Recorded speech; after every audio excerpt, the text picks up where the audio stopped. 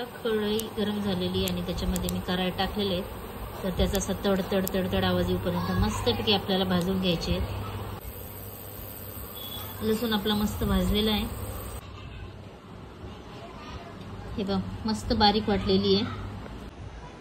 Hi friends, मी वैशाली, तुमचं माझ्या नवीन ब्लॉगमध्ये स्वागत आहे. कसे सगळे मजेत ना? तर आज बनवणार आहे मी कारळ्याची चटणी. कारळी चटणी भाजीला समजा काही नसेल तर आपण घेऊन कारळ्याची चटणी सोबत पण खातो. आम्ही लहान असताना भाजी जर नाही आवडलेली तर कारळी चटणी चपाती डब्याला घेऊन जात होतो. कारळी चटणी आता तर दुकानामध्ये पण विकत भेटते, पण घरी बनवून ठेवण्याची वेगळीच टेस्ट लागते. तर चला बनवूया आपण. मित्रांनो पाहू शकता, हे कारळे मी मार्केटमधून आणले होते आणि साफ केलेले. त्याच्यामध्ये एकदम बारीक असे खडे असतात, तर त्याला व्यवस्थित साफ करून घ्यायचे. त्याला साफ करून ठेवलेले आहेत मी. तर कढई गरम करायला ठेवलेली मी. तर कढईमध्ये आता आपण कढई तापलेली, तर आपण त्याच्यामध्ये आता कारळे भाजायला टाकून देऊया. तर कढई गरम झालेली आणि त्याच्यामध्ये मी कारळे टाकलेले आहेत. तर त्याचा असा तड तड तड तड आवाज येऊपर्यंत मस्तपैकी आपल्याला भाजून घ्यायचे आहेत. पाहू शकता कारळे आपले भाजत आलेले आहेत. मस्त असा तड तड तड तड आवाज येतोय त्याचा, आणि वासही छान सुटलेला आहे कारळे भाजलेल्याचा.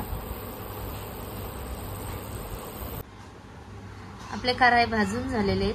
त्याला आता एका प्लेटमध्ये काढून घेऊया. तर कारळे आपले मस्तपैकी आता थंड होऊन देऊया. तोपर्यंत आपण थोडंसं लसूण भाजून घेऊया. याच्यामध्ये लसूण टाकलेलं आहे, थोडंसं लसूण भाजून घेऊया आपण. लसूण आपला मस्त भाजलेला आहे. कारळे आपले थंड झालेले आहेत, तर आपण त्याला मिक्सरमधून बारीक करून घेऊया. ज्याच्याकडे पाटा असेल त्यांनी पाट्यावर पण वाटू शकता, पण माझ्याकडे नाही म्हणून मी मिक्सरमधून बारीक करून घेते. याच्यामध्ये लसूण वगैरे टाकून घेतलेलं आहे. थोडंसं मीठ टाकते आणि त्याच्यामध्ये थोडीशी मी मिरची पावडर टाकून घेतलेली आहे. तुमच्या टेस्टनुसार तुम्हाला जेवढं तिखट हवं आहे तेवढं तुम्ही टाकून घ्या.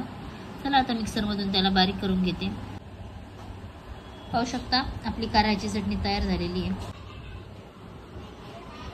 हे बघ मस्त बारीक वाटलेली आहे. मित्रांनो, तर आपली कारळ्याची चटणी तयार झालेली आहे. तर जेवणाच्या आधी जेवताना बसायला त्याच्यामध्ये थोडंसं तेल टाकून खायची. भाकरीसोबत, चपातीसोबत, कधी भाजी नसली तरी खाल्ली तरी छानच लागते. तर चला भेटूया पुन्हा नवीन ब्लॉगमध्ये. Tata, bye bye.